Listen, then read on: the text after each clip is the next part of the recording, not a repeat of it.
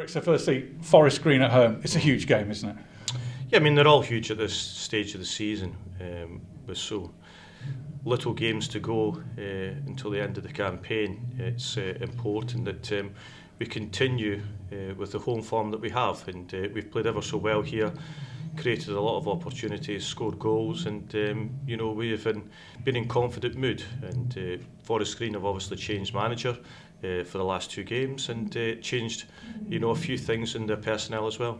How much of a difference does it make having Duncan Ferguson in charge now, a new manager at Forest Green, as you said?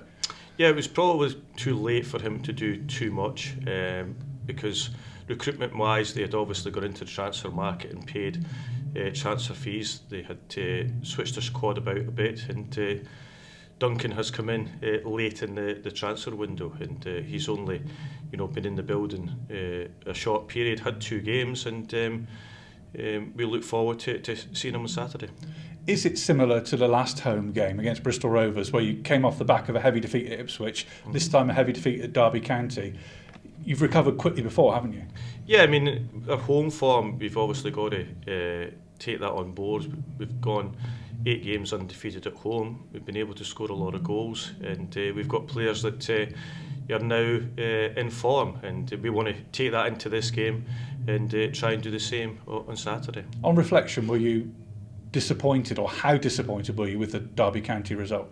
I was more disappointed by the officials not getting the penalty decisions correct. I think that both penalties weren't penalties, and that enabled them to get 2 goals. We lost a goal from a free kick and lost 2 in open play. One was a mistake. So over the afternoon, we were well in the game for 45 minutes. We lost a goal just on half time, and then I didn't think that the penalty decisions were correct, but that's happened a number of times to us this season, and it's very difficult when you go there and the home supporters, 26,000 of them, are on the top of the officials. It becomes difficult for the officials, but I didn't think that Hicks got his decisions right. So that was 2 goals out of 5, but I think beforehand we talked about the importance of goal difference, didn't we? And do you think it sounds daft, but a 3-0 defeat is much better than a 5-0 defeat, and in the end it could be important? Yeah, I mean, we would have obviously have liked that to be the case, but unfortunate, it hasn't been the case, and we move on to the next game.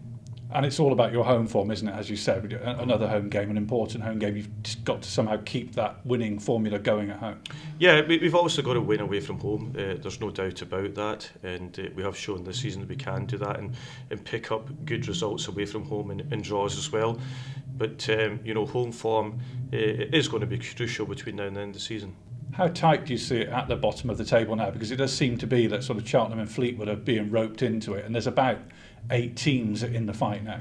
Yeah, as I always said, I said many months ago that would be the case, and it's always the case that teams above you think they're getting away from you, and they're not. It's a long campaign. We've got 18 games to go, and a lot of games that will have twos and fro's each way.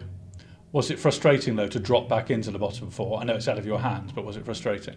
It was probably frustrating to see Burton win at Fleetwood, late on in the game. It was a game where, Burton got back ahead. Sorry, it got to 2-2 with Fleetwood, and then Burton got ahead in the later stages of the game, and that was the reason why, it happened to us. You talked last week about the possibility of trying to get out of contract players in post-transfer deadline. Any more on that? Yeah, we've tried to get a player in. We failed in that attempt, and we continue to look to see if we can get players in that are within our wage structure. And there's been lots of talk this week again about the ownership. When we've talked before about it, you said you just want a resolution as quickly as possible. What's your thinking now? Yeah, I mean, I've obviously, spoke about this before, and, the supporters understand what I said before, and now they're seeing what's happening now. I've obviously had an insight to things in the past, and it's up to the owner, the chairman, the board of directors to speak now, not me as the manager. But you do want it sorted as quickly as possible, I guess, but in a long-term solution way, I suppose.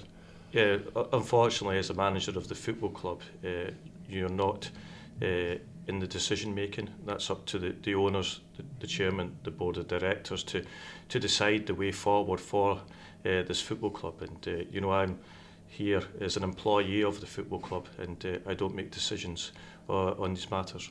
So back to on the pitch matters, Forest Green. What are you looking like in terms of injuries, any possible absences, etc.? Yeah, we're getting better. You know, we've got Jake Taylor, we've got Max Melbourne back in training, which is going to be a huge boost for us between now and the end of the season, as well as Caleb Watts, who trained the end of last week and this week. So we've got competition now coming back into the squad.